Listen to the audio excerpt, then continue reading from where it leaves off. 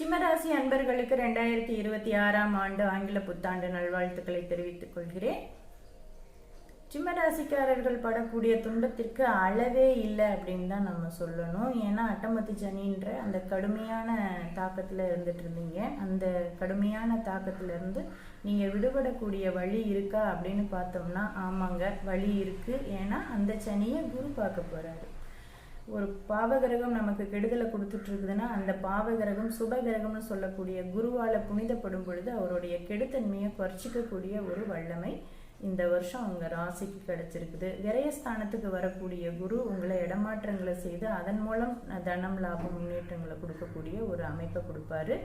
ஆக இந்த போன வருஷம் பட்ட துன்பங்களுக்கு ஒரு விடுதலை தெரிகிற மாதிரியான சூழ்நிலை உங்களுக்கு உற்பத்தி ஆகிடும். எதிர்பாராத தன லாபங்கள் உண்டு அப்படின்றது தான் உங்க ஜாதகத்துடைய ஒரு சிறப்பு பலன் அப்படின்னு சொல்லலாம். 4ஆம் வீடு, 6ஆம் வீடு, 8ஆம் வீடுன்னு சொல்லக்கூடிய இந்த வீடுகளை எல்லாம் பார்க்குது. வேலைகள் மூலம் முன்னேற்றம் உண்டு. வீடு வாகன அமைப்புகள் உங்களுக்கு நல்லபடியாக அமையறதுக்கு உண்டான சூழ்நிலை இருக்குது. இருப்பினும் அதிக கடன் அந்த மாதிரி வாங்கிடாதீங்க.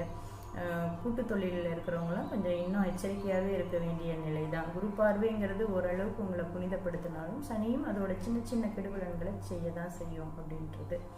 அடுத்தது உங்கள் ராசியில் இருக்கக்கூடிய கேது டிசம்பரில் தான் கடகத்துக்கு போக போகிறாரு. இப்போ ஜென்ம கேது 7ஆம் வீட்டில் ராகு அப்படின்னு இருக்கிறதுனால நண்பர்கள் மற்றும் மனைவி அல்ல கணவன் இவங்க விஷயத்துல எல்லாம் கொஞ்சம் கவனமாக இருக்கணும். ஏன்னா கூட்டாளிகளையும் கணவன் மனைவி அமைப்புகளையும் கொஞ்சம் சமாளித்து அவங்கள புரிஞ்சுக்கிட்டு நடந்துக்கிறது உங்களுக்கு சங்கடங்களை குறைச்சி கொடுக்கும் அப்படின்ற ஒரு அமைப்பு தான். சிம்மராசி அப்படின்னாலே எதுலேயும் ஒரு அதிகாரத்தன்மையோடு செயல்படக்கூடிய அமைப்பு.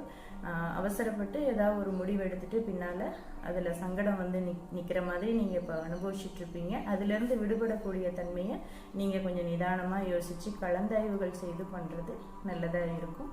உங்களுடைய ராசிநாதனான சூரிய பகவானை தொடர்ந்து நீங்கள் வழிபாடு பண்ணிக்கலாம்.